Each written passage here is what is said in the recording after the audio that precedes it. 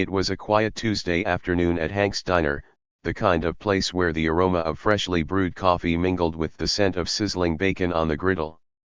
Sunlight streamed through the large windows, casting golden streaks across the checkered floor.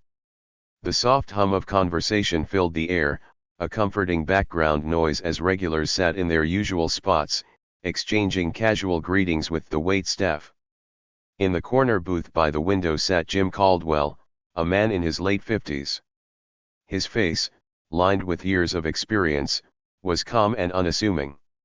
His leather jacket, worn and faded from years of use, hung loosely on his broad shoulders, while hints of gray peeked through his neatly combed hair. He held his coffee mug with steady hands, occasionally taking a sip as he gazed out at the parking lot. Jim didn't stand out in any noticeable way. He wasn't the loudest, the tallest, or the flashiest person in the room. Most people who glanced his way quickly moved on, their eyes finding more interesting things to focus on. He blended in perfectly with the diner's atmosphere, ordinary, peaceful, and routine. But Jim Caldwell's exterior was deceptive. To the casual observer, he was just another patron enjoying his afternoon coffee, but Jim carried a weight with him, one that wasn't visible to the naked eye. Beneath the calm demeanor and the quiet presence lay a history that had shaped him into the man he was today. It was a history he didn't talk about, not to strangers, not even to the regulars who had started to recognize him as a familiar face over the last few weeks. Jim had chosen Hank's Diner for its simplicity. It was a place where no one asked questions and no one expected answers. The kind of place where people came to escape the noise of life, even if just for a little while. And for Jim, it had become a sanctuary, a spot where he could sit, think, and let the world move on without him for an hour or two. But even in a place as peaceful as this, there was a storm brewing. A quiet one, unnoticed by everyone, including Jim himself. Outside, the parking lot was mostly empty except for a handful of cars and a couple of motorcycles. The hum of a passing truck faded into the distance as a breeze stirred the leaves on the sidewalk. Inside the diner, the waitress, Sarah, wiped down tables with practiced ease, occasionally glancing at the clock. Jim didn't look up when she stopped by his table to refill his coffee. He murmured a quiet thank you, his voice steady and polite. Sarah offered a small smile before moving on, but she couldn't help noticing the way he sat relaxed yet alert, as though part of him was always ready for something. It had been years since Jim left the life that had once defined him. Back then, he was anything but overlooked. People knew his name, sought him out, and leaned on him in their most desperate moments. As a firefighter, he had been the kind of man who ran toward danger when others ran away. He had seen things that most people couldn't imagine, faced situations that would haunt the average person for a lifetime. But that was all behind him now, or so he thought.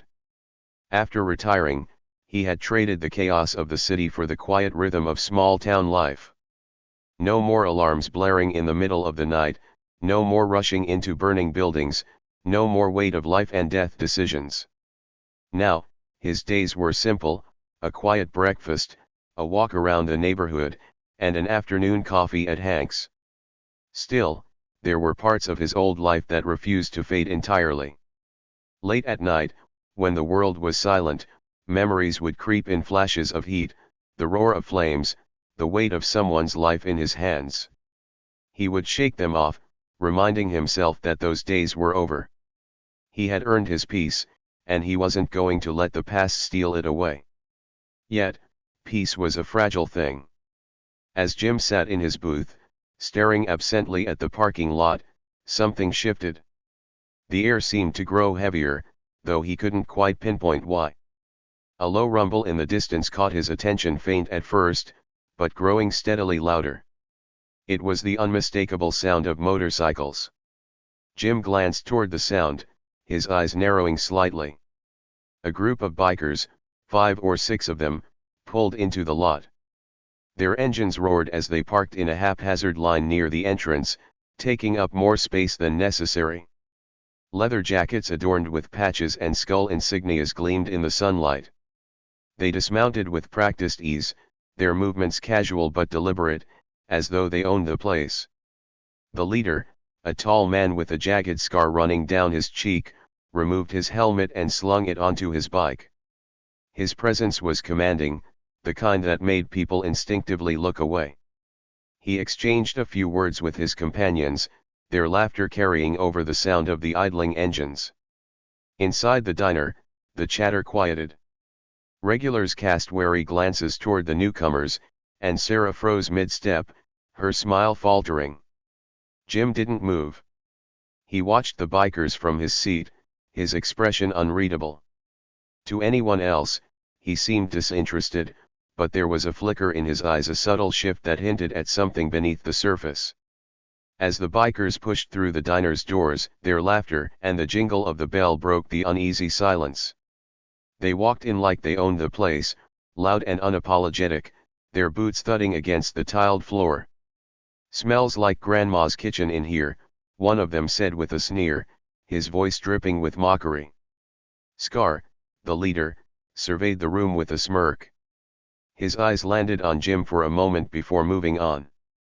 "Cozy little joint," he said, his tone sarcastic. "Real homey." Sarah approached them hesitantly, her notepad clutched tightly in her hand. "Welcome to Hank's," she said, her voice shaky but polite. "Can I get you all a table?" Scar waved her off. "We'll seat ourselves, sweetheart," he said, brushing past her without a second glance. The group claimed a booth near the center of the diner, their loud voices cutting through the subdued atmosphere. Other patrons lowered their heads, avoiding eye contact. Jim remained still, his gaze fixed on the parking lot as though nothing had changed. But inside, he felt a shift, a faint stirring of something he hadn't felt in a long time. It wasn't fear or anger. It was something quieter, deeper. As the bikers laughed and joked, oblivious to the tension they'd created, Jim took another sip of his coffee. He wasn't looking for trouble, but trouble had a way of finding him. What no one in the diner could have known, what even Jim himself didn't expect, was that today would be the day his quiet routine came to an end. Today, the part of him he thought he'd buried forever would rise to the surface, unbidden and unstoppable. It was a quiet Tuesday afternoon at Hank's diner. The heavy roar of the motorcycles had finally died down, but the tension they carried into the room lingered like a storm cloud. Jim Caldwell, seated in his usual corner booth, remained as still as the furniture around him. Outside, a light breeze rattled the diner's glass door, but inside, the air felt thick, weighted by the presence of the newcomers. Jim didn't glance at them again after that first look, but his senses were sharper now, his mind mapping the room as though on instinct. The bikers were rowdy, sure, but he had seen worse in his lifetime. Yet something about them gnawed at his gut, a feeling he couldn't quite shake. Maybe it was the way they moved, like predators marking their territory, or the way the rest of the diner froze, silently hoping to avoid their attention. The waitress, Sarah, visibly nervous, approached the bikers' table. She had been working at Hank's for years, but moments like these always rattled her. With shaky hands, she tucked a strand of auburn hair behind her ear and managed a smile. "What can I get for you folks?" The tallest of the group, Scar, leaned back in his seat, smirking. He tapped the edge of the table with a thick, ringed finger, his gaze sliding over Sarah like she was some sort of entertainment. "How about a smile that doesn't look like you're scared for your life?" he teased, his voice carrying just loud enough for the nearby booths to hear. The other bikers chuckled, their laughter a harsh contrast to the low hum of the jukebox in the corner. Sarah's cheeks flushed, but she kept her composure. "We've got the specials listed on the board," she said, her voice steady but quiet, "or I can bring you menus if you'd like." Scar didn't bother glancing at the specials. He leaned forward, resting his elbows on the table. "Just bring us a round of beers, sweetheart. And make it quick." This was met with more laughter, louder this time, as if they enjoyed the show of dominance they were putting on. Jim's eyes flicked toward Sarah for just a moment.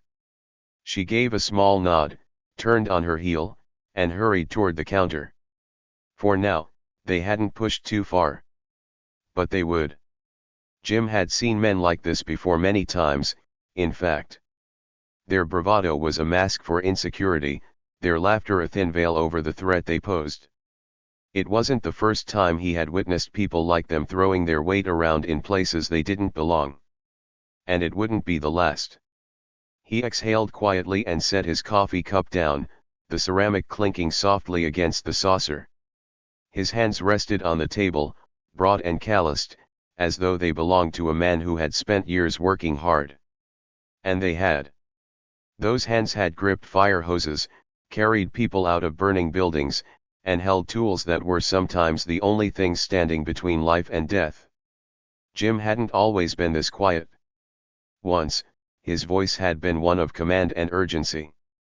We move now. Secure the line. Get him out of here. The kind of voice that didn't leave room for hesitation. But those days were gone. He'd traded in his helmet and boots for peace, or at least a version of it. Or so he thought. A few booths away, a young couple sat quietly, their plates of pancakes untouched. The man, no older than 30, glanced nervously at the bikers while the woman focused intently on the table, her hands wrapped tightly around her coffee mug. They looked like they wanted to disappear. The bikers' voices grew louder, their laughter punctuated by crude jokes and the occasional thud of a boot against the floor. Scar reached for the ketchup bottle on the table, twisting it open and pouring it directly onto the tabletop. "Oops," he said with a grin. "Guess I made a mess." The others roared with laughter, and Scar leaned back in his seat, clearly pleased with himself. At the counter, Sarah returned with a tray of beer bottles. She placed them in front of the group one by one, her hands trembling ever so slightly. "That's more like it," one of the bikers said, grabbing a bottle and twisting off the cap with a loud pop. He raised it in the air as if making a toast. "To good service and friendly smiles." The others joined in, their bottles clinking together noisily. Scar, however, wasn't satisfied. He looked up at Sarah and said, "What, no smile for us? We're paying customers, aren't we?" Sarah froze, her polite smile faltering. "Hey, I'm talking to you," Scar added, his tone hardening. "Don't make me repeat myself." Jim's hand tightened slightly around the handle of his coffee cup. His eyes remained fixed on the parking lot, but his ears caught every word. Sarah nodded quickly, forcing a strained smile. "Thank you," she said, her voice barely above a whisper, before hurrying away. "Now that's more like it," Scar said with a satisfied smirk. But the tension in the room didn't ease. If anything, it grew thicker. The bikers might have been enjoying themselves, but the rest of the diner was holding its collective breath, hoping they wouldn't escalate things further. As the bikers continued their antics, one of them, a burly man with a scruffy beard, glanced toward Jim's booth. He nudged Scar and nodded in Jim's direction. "Hey, what's with the grandpa over there?" he said loud enough for everyone to hear. Scar followed his gaze, his smirk widening. "Looks like someone didn't get the memo about retiring to the couch," he said, leaning back in his seat. Jim didn't react. He remained seated, his posture relaxed, his focus seemingly on the parking lot beyond the window. "Hey, old man," the scruffy biker called out, his voice carrying across the diner. "You deaf, or are you just too good to talk to us?" The diner's patrons exchanged uneasy glances. Some looked at Jim, wondering how he'd respond. Others kept their eyes down, afraid to draw attention. Jim finally moved. He reached for his coffee, lifted the cup to his lips, and took a slow sip before setting it back down. "No rush," he said quietly, almost to himself. The biker frowned, clearly unsatisfied with the lack of reaction. He looked at Scar, who chuckled and said, "Maybe he's shy. Or maybe he thinks he's too tough to bother with the likes of us." Scar stood up, his boots thudding against the floor as he made his way toward Jim's booth. He stopped a few feet away, crossing his arms over his chest. "What's the matter, Pops?" Scar asked, his tone mocking. "Cat got your tongue?" Jim looked up at him, his expression unreadable. "No," he said simply. Scar raised an eyebrow. "No, huh? Well, I was just trying to be friendly. Guess you don't like making new friends." Jim held his gaze for a moment before looking back out the window. "I'm fine with the ones I've got." Scar's smirk faded slightly. The room was silent now, everyone watching the exchange with bated breath. Well, Scar said after a moment, his tone turning cold. "Looks like someone's got a bit of an attitude. You sure you want to go that route, old man?" Jim's eyes flicked back to him, and for the first time, there was a glint of something sharp and unyielding in them. "I'm sure," Jim said, his voice steady and calm. Scar's jaw tightened, and the atmosphere in the diner shifted. The storm had arrived, and everyone knew it was only a matter of time before it broke. The rumble of motorcycle engines shattered the peaceful quiet of Hank's diner. Outside, a gang of bikers pulled into the lot, their roaring machines drowning out the soft murmur of the jukebox inside. Dust kicked up from their tires as they parked in an unruly line, their presence immediately commanding attention.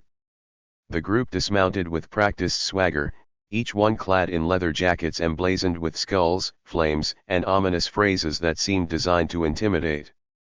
A sense of unease swept through the diner as their loud voices carried into the room before they even stepped inside. Scar, the leader, was the first through the door.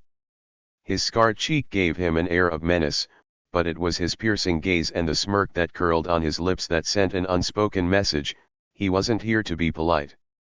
His boots thudded against the tiled floor as he surveyed the room like a king assessing his court.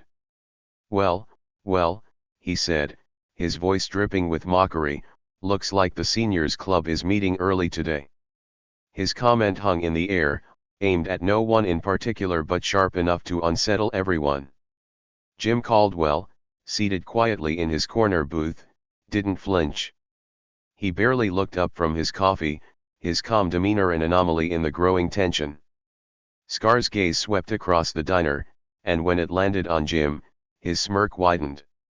He nudged one of his companions, a burly man with a thick beard and a heavy chain around his neck. "Check out Grandpa over there. He looks real comfortable." The burly biker snorted. "Must be nice to be so relaxed when the world's moving on without you." Scar chuckled, and together they sauntered toward Jim's booth. The other bikers took seats at a large table in the center of the diner, their loud laughter cutting through the uneasy silence. As Scar approached, the room seemed to shrink. The diner's other patrons lowered their heads, suddenly engrossed in their plates or phones, avoiding eye contact.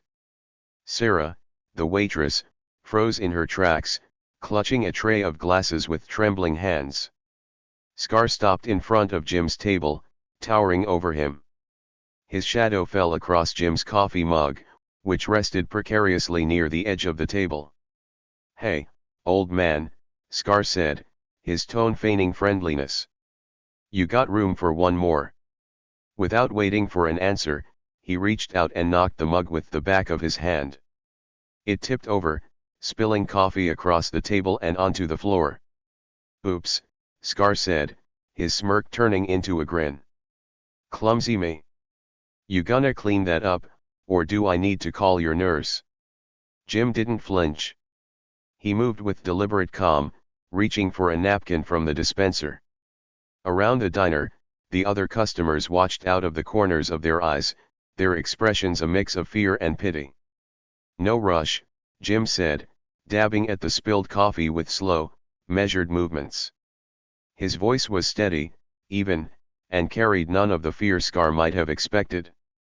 "We've got all the time in the world." The calm response seemed to take Scar off guard, if only for a moment. His grin faltered, replaced by a flicker of irritation. He wasn't used to people brushing him off. "Funny guy, huh?"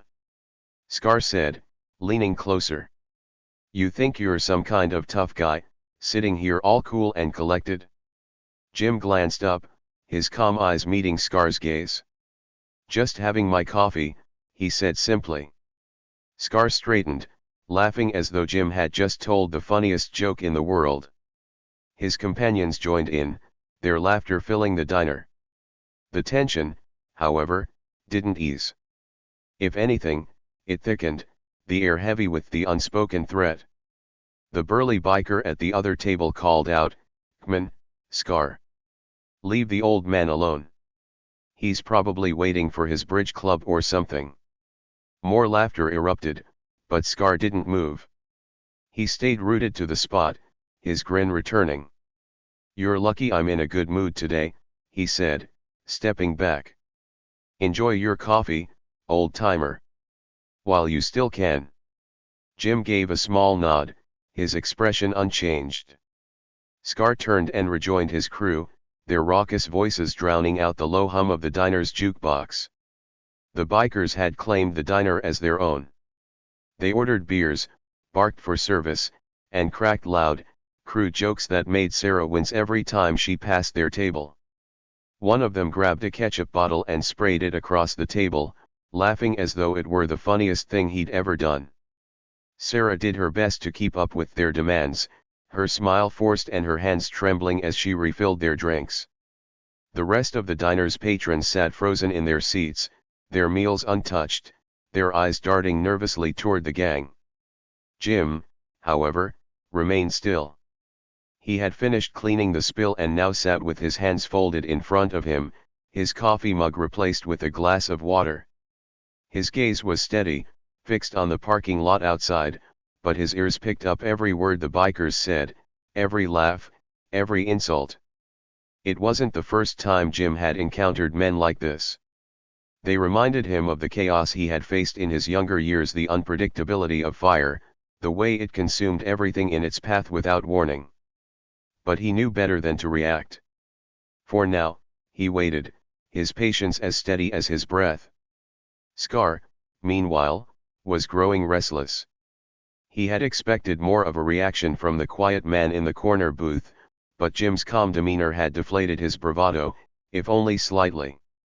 Now, he was looking for another way to reassert his dominance. His eyes landed on Sarah as she approached with another tray of drinks. "Hey, sweetheart," he called out, his voice loud enough to make her flinch. "You forgot my extra napkins."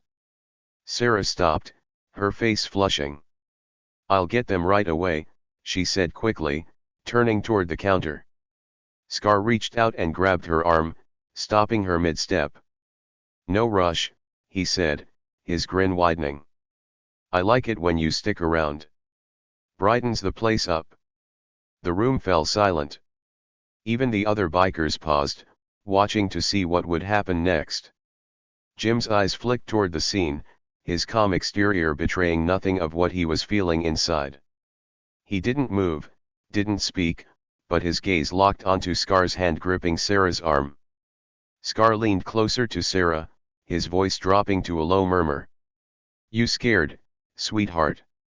No need to be. We're just having a little fun."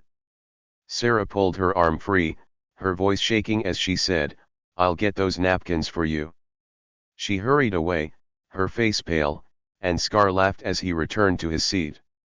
Jim's gaze followed Sarah as she disappeared into the kitchen, his hands tightening slightly on the edge of the table. Around him, the air seemed to grow heavier. Scar leaned back in his chair, tipping it onto two legs as he took a swig of his beer. "This place is too quiet," he said, his voice carrying across the room. "Let's liven it up a little." The tension in the diner was now a living, breathing thing, pressing down on everyone. And though Jim remained seated, calm and composed, something in his eyes had shifted, a glimmer of something long buried, something waiting to be unleashed. What Scar and his crew didn't realize, what no one in the diner could have known, was that the quiet man in the corner wasn't just another patron. He was a man who had faced chaos and survived it. A man who understood that sometimes, peace had to be fought for. And today, it seemed, that fight was drawing closer with every passing second. Scar's laughter echoed through the diner, grating on everyone's nerves. He slammed his empty beer bottle on the table and shouted, "Another round, boys. Let's keep the party going." His gang roared in agreement, their voices filling the small space like thunderclouds gathering before a storm. Jim remained in his corner booth, his posture relaxed, but his mind sharp. He watched every move the bikers made, every glance they threw at Sarah as she emerged from the kitchen with a tray of napkins. Her hands trembled as she set them on their table, avoiding their leering gazes. Scar grinned up at her.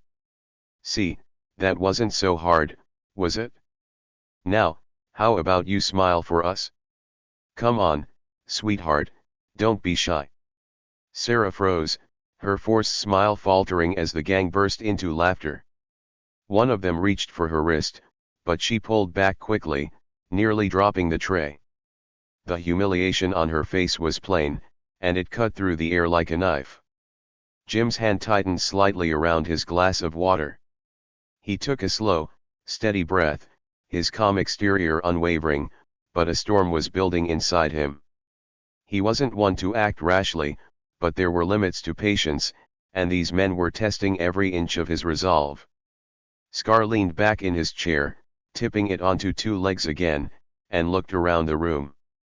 "What's the matter with all you folks?" he said loudly. "Don't tell me we're making you uncomfortable. We're just having a little fun, right?" No one responded. The other patrons kept their eyes down, hoping to avoid becoming the gang's next target. Even Sarah retreated behind the counter, her back turned as she pretended to busy herself with the coffee machine. Scar's grin faded, and his expression darkened. He hated being ignored.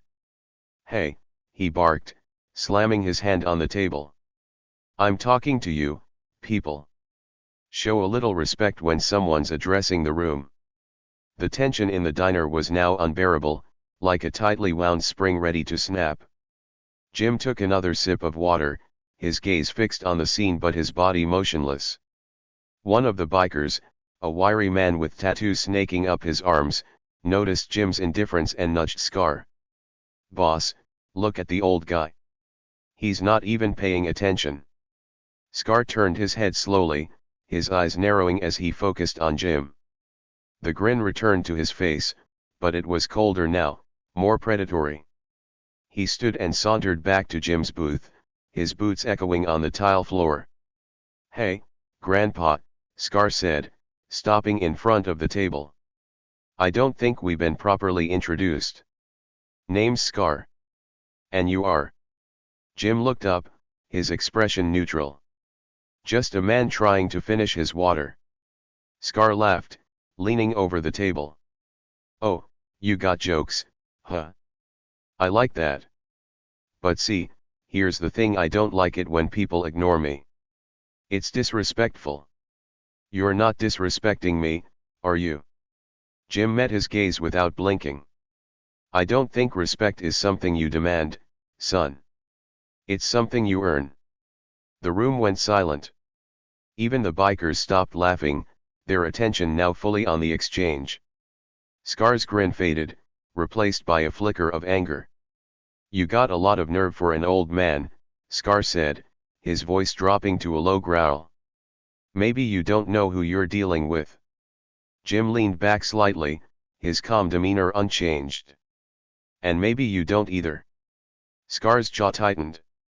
He straightened up, pulling a chair from a nearby table and sitting down across from Jim. The move was calculated, designed to intimidate, but Jim's expression didn't waver. "You think you're tough, huh?" Scar said, leaning forward. "You think you're smarter than me? Stronger than me? I could knock you out of that booth with one punch, old man." Jim raised an eyebrow. "If you think that, then why don't you go ahead and try?" A collective gasp swept through the diner. Even the bikers exchanged uneasy glances, not sure how to react. Scar froze for a moment, caught off guard by the challenge. Then he laughed, the sound loud and forced. You've got guts, I'll give you that, Scar said, standing up and pushing the chair back with a screech. But you're not worth my time. He turned to his gang. Let's get out of here. This place is dead anyway. The bikers rose, grabbing their helmets and tossing cash onto the table to cover their tab. Scar was the last to leave, pausing at the door to cast one final glance at Jim. You're lucky I'm feeling generous today, old man, he said. But don't push your luck. Next time, you won't walk away so easy. With that, the gang roared out of the parking lot, their engines fading into the distance. The tension in the diner lingered even after the bikers were gone. Slowly, the patrons began to relax, their conversations resuming in hushed tones. Sarah emerged from behind the counter, her shoulders sagging with relief. Jim remained in his booth, finishing his water as if nothing had happened. When Sarah approached with the check, she hesitated, her eyes full of gratitude and concern. "Thank you," she said softly. "I don't know what would have happened if you hadn't stood your ground." Jim nodded, sliding a few bills across the table to cover his meal. "Sometimes, you just have to hold your place," he said, standing up and reaching for his jacket. As he walked toward the door, the other patrons watched him with a mixture of admiration and curiosity. No one knew who he was or why he had remained so calm in the face of danger, but they knew one thing: Jim Caldwell wasn't an ordinary man. And though the bikers were gone for now, Jim couldn't shake the feeling that this wasn't the last he'd see of them. As he stepped outside into the fading sunlight, he glanced at the horizon, the storm in his mind still brewing. Because if they came back, Jim wouldn't just stand his ground. He'd be ready to remind them why some battles aren't worth picking. The diner fell into an eerie silence. The clatter of plates, the murmurs of the other patrons, and even the low hum of the jukebox all seemed to vanish, replaced by the taut tension of the moment. Jim's hand was still gripping Scar's wrist, his fingers strong and steady despite his age. Scar's smirk faltered as he tried to pull free, but Jim didn't let go, not yet. "Listen, son," Jim said, his voice calm but laced with something deeper, something unshakable. "You've had your fun. You've shown everyone how tough you are. But there's a line, and you're about to cross it." Scar's face flushed with anger, and he yanked his arm back with a grunt, finally breaking Jim's hold. He rubbed his wrist, his pride more wounded than anything else. "You've got no idea who you're messing with," Scar hissed, his bravado faltering slightly under Jim's steady gaze. Jim leaned back in his seat, his movements unhurried, his expression unreadable. "Maybe," he said simply. "But I think you've got no idea who you're messing with, either." The words hung in the air like a challenge, and for a moment, Scar hesitated. Something about the older man's calm demeanor, his lack of fear, was unsettling. Jim wasn't acting like a man trying to avoid trouble. He was acting like a man who had seen it all before. From his corner booth, Jim had been observing the gang from the moment they walked in. The way they moved, their exaggerated bravado, the way Scar dominated the room, it all told him more than they realized. Jim had encountered men like this before. Not bikers, necessarily, but bullies. They were loud and reckless, thriving on intimidation, but they weren't invincible. Their strength came from the fear they instilled in others, and fear was something Jim hadn't felt in a long, long time. Years ago, before the quiet life and the diner's corner booth, Jim had lived a different life. One that had taught him how to read people. How to measure threats. How to act when push came to shove. But those days were behind him, or so he had thought. Scar straightened up, forcing a grin to mask his unease. He glanced at his gang, motioning for them to gather around. "This guy thinks he's a tough one," he said, loud enough for everyone to hear. "Let's show him how we handle old-timers like him." The other bikers laughed nervously, but there was a flicker of hesitation in their eyes.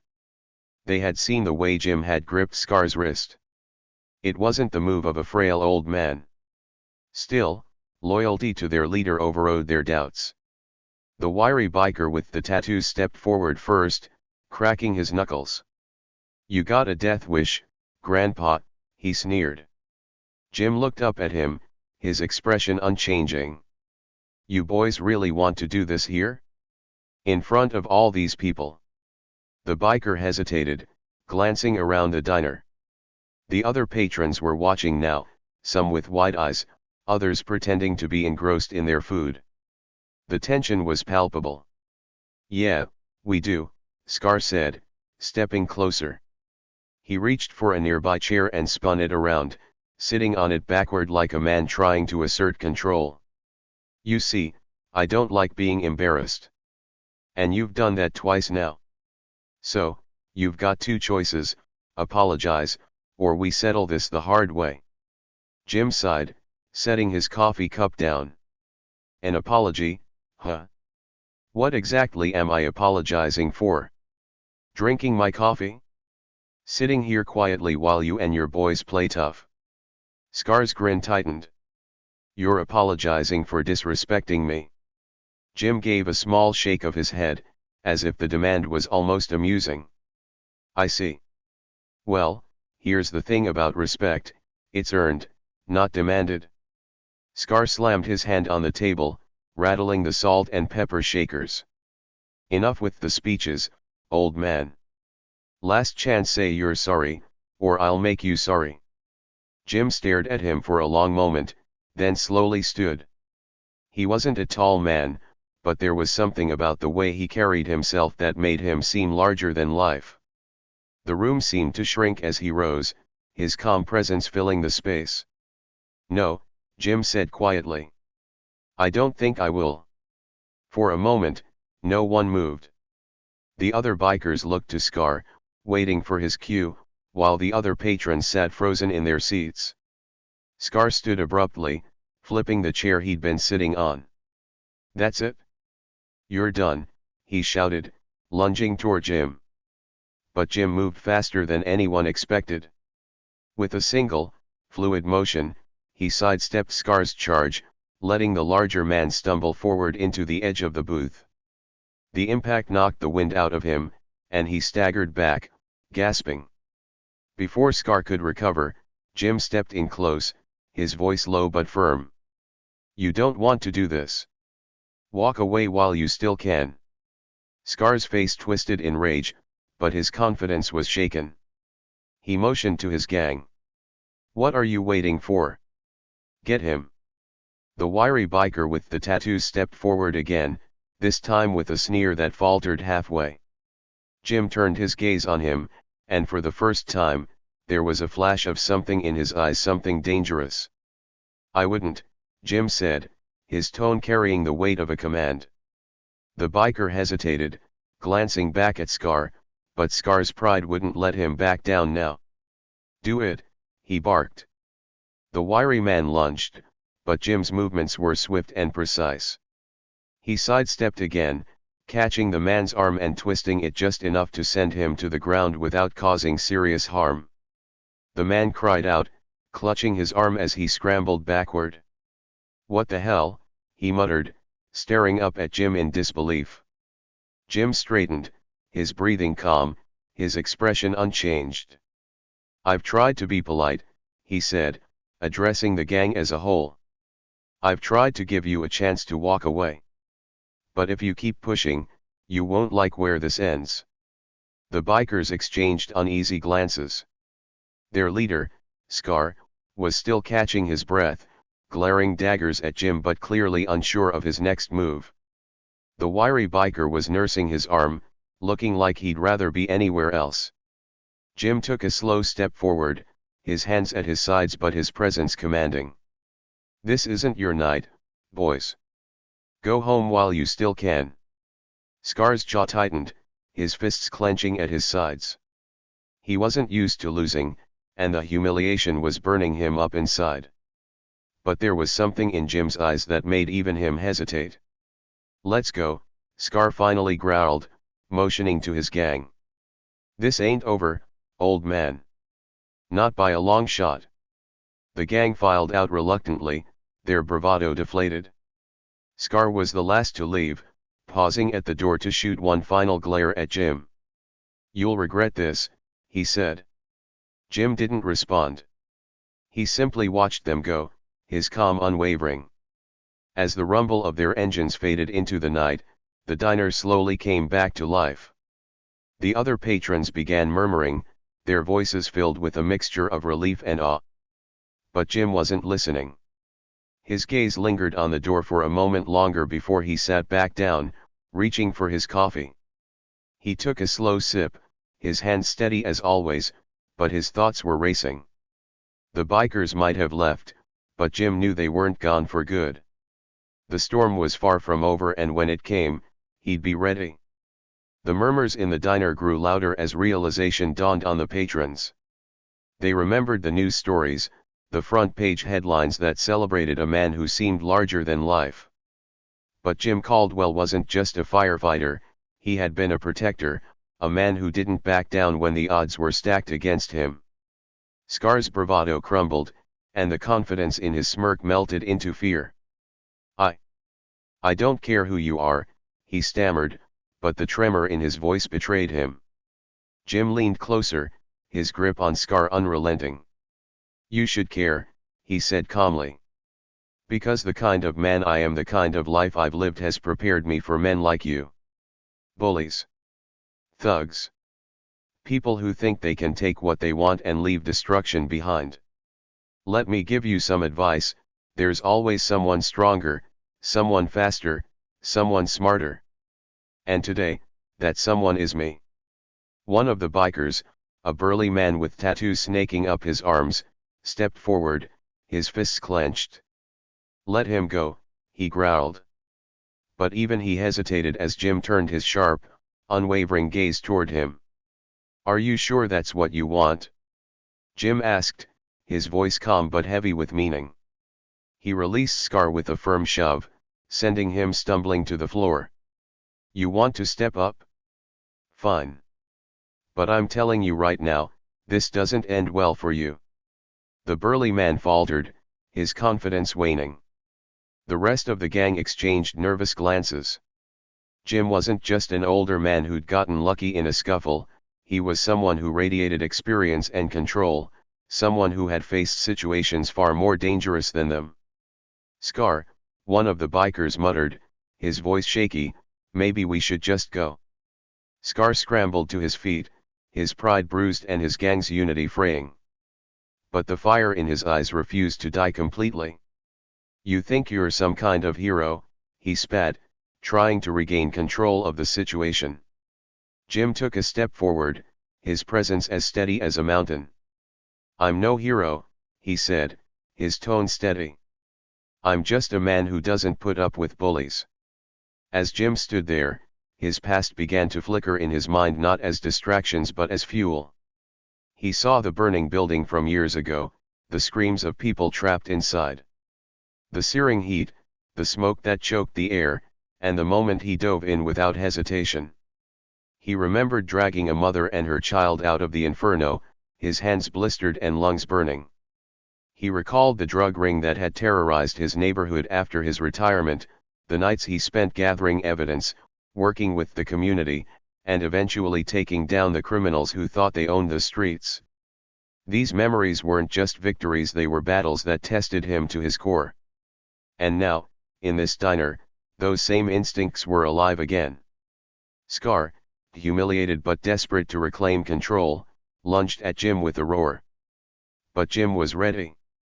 He sidestepped the attack with precision, catching Scar's arm and flipping him onto the floor in one swift motion.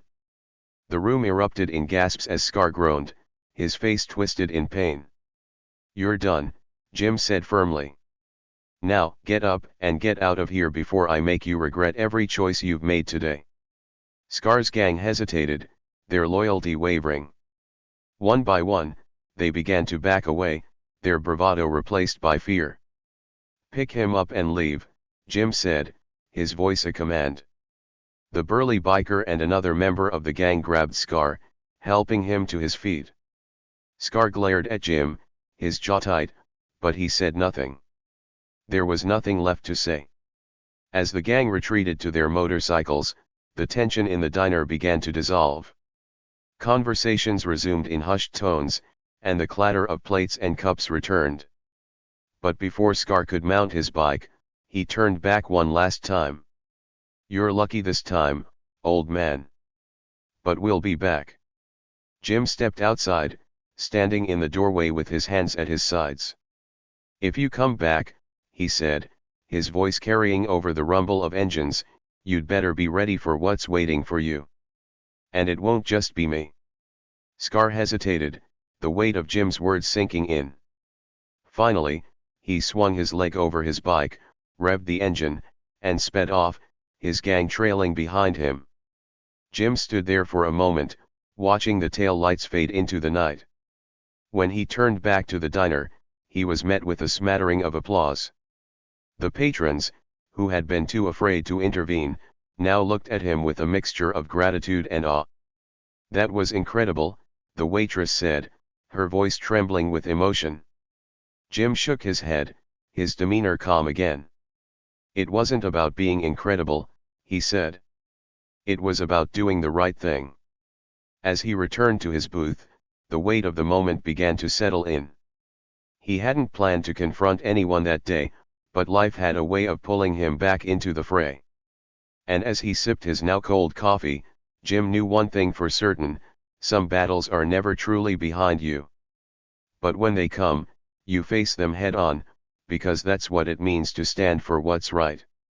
The diner settled into an uneasy calm, though the tension still lingered like smoke after a fire. Jim resumed his seat, his movements slow and deliberate, as though the altercation hadn't affected him in the slightest. The waitress brought over another steaming cup of coffee, her hands trembling as she set it down in front of him. "You didn't have to do that," she said softly, her voice laced with gratitude and concern. Jim offered her a small, reassuring smile. "Someone had to," he replied, stirring the coffee. Nearby, an elderly man nodded, his voice shaking as he spoke. "They've been coming here for weeks, making trouble. It's about time someone put them in their place." Others murmured their agreement, but Jim remained silent, letting the chatter wash over him. He wasn't looking for praise or thanks. To him, what he'd done was a reflex, a response born from years of protecting others. As Jim sipped his coffee, a young boy, no older than 10, cautiously approached his table. He clutched a notebook tightly to his chest, his wide eyes filled with a mix of fear and admiration. "Mister," the boy said hesitantly, "are you really the firefighter who saved those people?" Jim glanced down at the boy and then back up, his expression softening. "I used to be," he said. The boy's eyes lit up. "My dad told me about you. He said you're a real hero. Like Superman." Jim chuckled, a rare sound that seemed to momentarily lift the weight of the day. "Superman, huh? I don't think I've ever worn a cape," he said. "But I've tried to help where I could." The boy's face grew serious. "I want to be like you when I grow up." "Brave." Jim looked at the boy for a long moment, the innocence and hope in his words stirring something deep within him. "Bravery," Jim said slowly, "isn't about not being scared. It's about doing the right thing, even when you are scared." The boy nodded solemnly, then scurried back to his parents, who offered Jim a grateful smile from across the diner.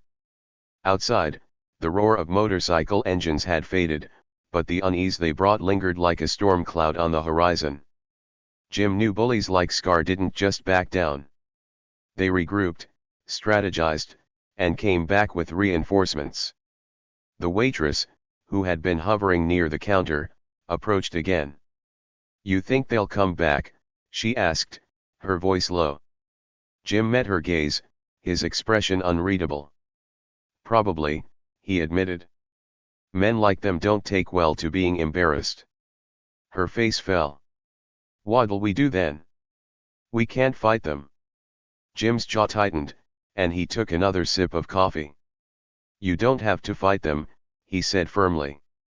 "That's my job." As the afternoon waned, Jim found himself replaying the confrontation in his mind. The way Scar had looked at him, the mix of anger and humiliation, wasn't something that would fade easily. Men like Scar lived for dominance, and being bested by someone like Jim would fester in his mind like an open wound. Jim quietly rose from his booth, leaving a generous tip for the waitress. He stepped outside into the cooling air, the faint scent of rain on the horizon. His eyes scanned the empty parking lot, and his hand unconsciously brushed against the inside of his jacket, a habit from years of carrying tools and, in more recent times, other means of protection. He wasn't looking for trouble, but he also wasn't naive. Jim returned to his small, unassuming house on the outskirts of town. The place was modest but well kept, a reflection of the man who lived there. Inside, the walls bore photographs and plaques from his firefighting days, memories of a life spent in service to others. He poured himself a glass of water and sat in his favorite chair, the room illuminated by the soft glow of a single lamp.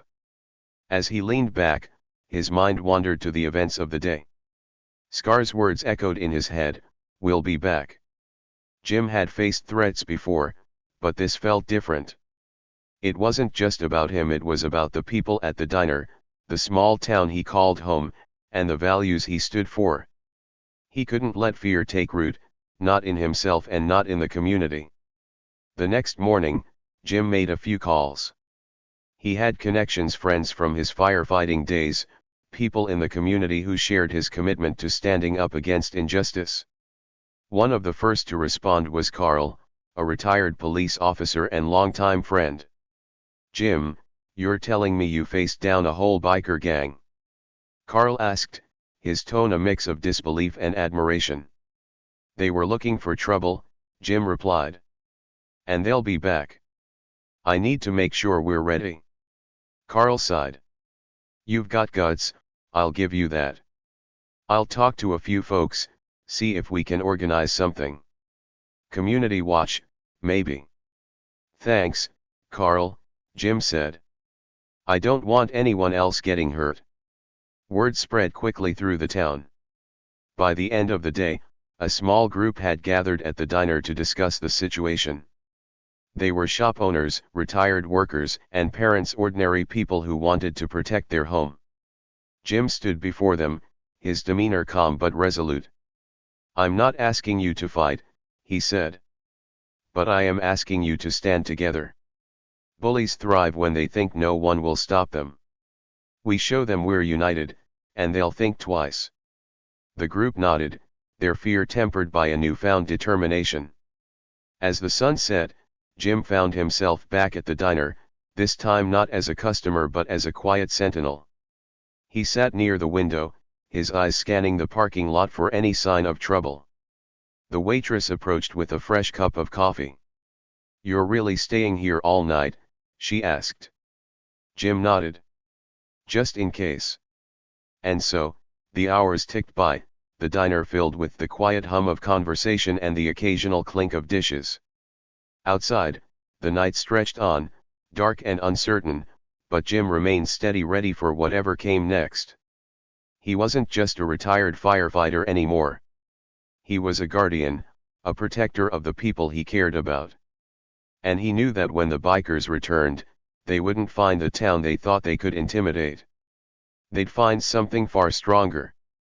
As the bikers disappeared into the night, the relief in the diner was palpable.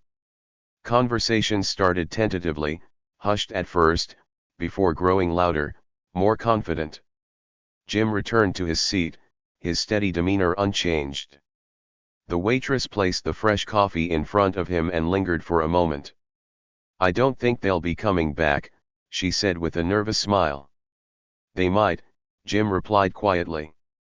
"But not if we stand together. That's what bullies hate the most, people who refuse to be afraid." Her smile widened, a mix of gratitude and respect. Around the room, others nodded, their courage rekindled by Jim's example. It didn't take long for word to spread. By the next morning, the events at the diner were the talk of the town. People who had only heard whispers about Jim Caldwell's past began to see him in a new light. "That's the guy who pulled 3 families out of the old mill fire," someone said at the local hardware store. "I heard he stopped a whole gang of drug dealers by himself," another chimed in at the barber shop. The stories varied, some exaggerated, but all carried the same message: Jim wasn't just a retired firefighter, he was a man who didn't back down, no matter the odds. Jim, however, paid little attention to the newfound attention. For him, life went on as usual. He returned to his modest home, tended to his small garden, and visited the diner for his daily coffee. But the town saw him differently now.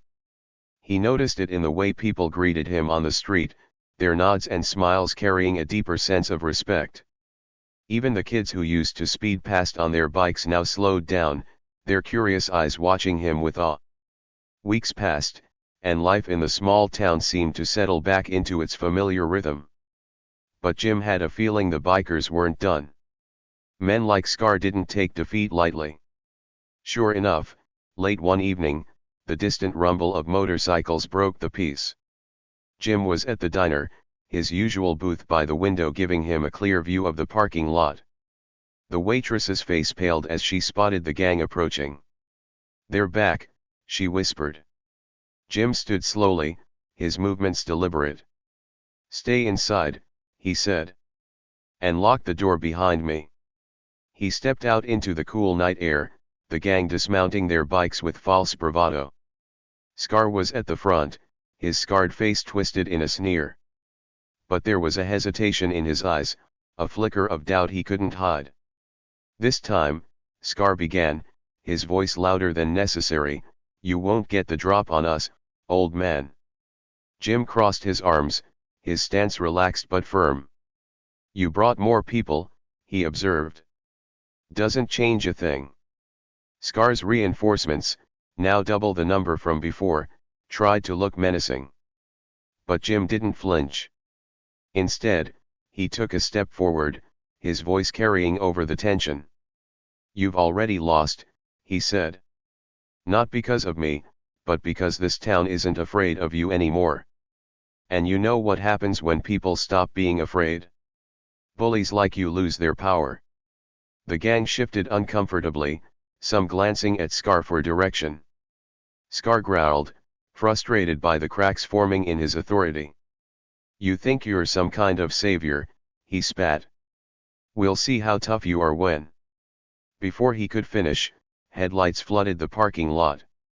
The local sheriff's department, along with several community members, stepped out of their vehicles. Carl, Jim's retired police officer friend, led the charge. "This ends now," Carl said, his voice authoritative. The bikers froze, their confidence unraveling. They hadn't expected the town to fight back. As deputies began to close in, the gang members started backing away, raising their hands in surrender. Scar, however, remained defiant. "You think this is over?" he snarled at Jim. "We'll be back." Jim stepped closer, his calm demeanor unshaken. "If you come back," he said, his voice steady, "you'll find a town ready to stand against you. And next time, you won't just be dealing with me." The sheriff's deputies escorted the gang away, their motorcycles loaded onto tow trucks. Scar was the last to go, his glare meeting Jim's unwavering gaze before he was pushed into the back of a squad car. As the tail lights of the police cars disappeared, the gathered crowd erupted into cheers. The diner patrons spilled outside, their fear replaced by pride and gratitude. "You did it," the waitress said, her voice filled with awe. "No," Jim replied, shaking his head. "We did it." For the first time in years, the town felt united. Neighbors who barely spoke to one another before were now exchanging smiles and handshakes. They had faced a threat together, and in doing so, they had rediscovered the strength of their community. Later that night, Jim sat on his porch, the cool breeze carrying the faint scent of pine. He sipped his coffee, his gaze fixed on the stars. The town was safe for now.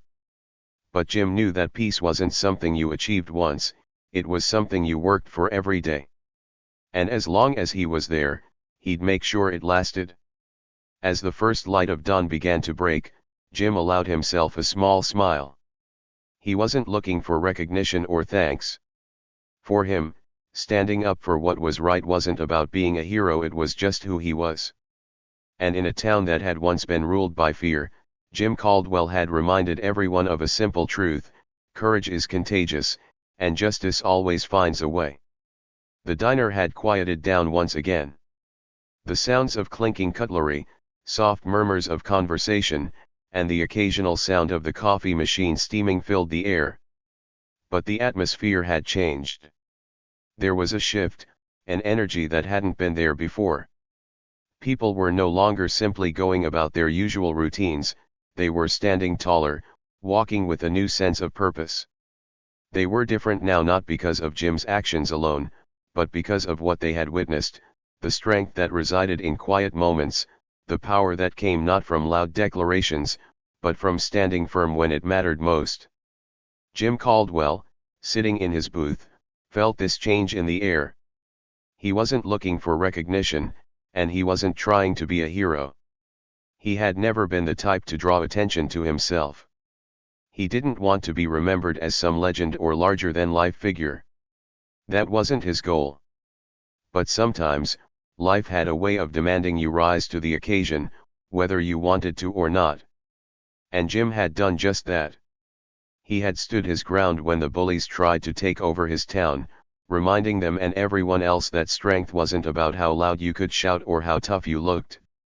It was about standing firm when the storm hit, even if you didn't have all the answers. As he sipped his coffee, Jim looked out the window, his eyes tracing the line of the horizon. The sun was setting, casting long shadows over the empty streets. He had spent most of his life in the service of others, rushing into burning buildings, pulling people from wreckage, fighting fires that threatened to consume everything in their path. But those days were over. His uniform was gone. The sirens no longer blared in his ears. And yet, in moments like this, Jim felt something within him stir. The fire wasn't gone. It hadn't been extinguished by age or retirement. It was just waiting for the right moment to flare back up. The truth was, strength didn't retire. It didn't fade with age or time. It simply waited. For Jim, his strength wasn't just in his muscles or his past accomplishments. It was in his quiet resolve. In his ability to endure when others crumbled. It was in the way he stood up for others, even when it meant facing off against people who seemed far stronger, louder, and more powerful. As he thought about it, Jim realized that he had never been interested in the title of hero. The idea of a hero didn't appeal to him, because it often came with expectations, with pressure to always be perfect. What Jim believed in was doing what was right. He didn't need anyone to praise him for it, because doing the right thing had always felt like the simplest choice. And as he sat in that quiet diner, surrounded by the hum of everyday life, Jim knew that he had done what needed to be done. The bikers were gone, the town was safe, and the community had stood up for itself.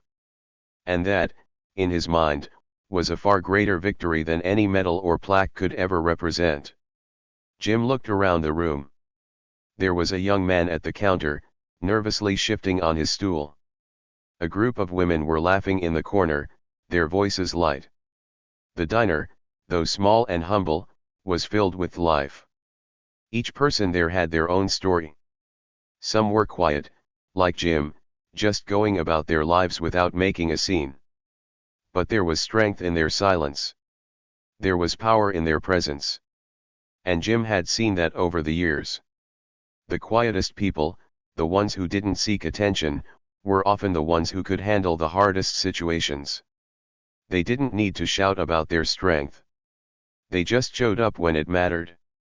Jim knew that, somewhere deep inside, everyone had a spark of that same fire he carried.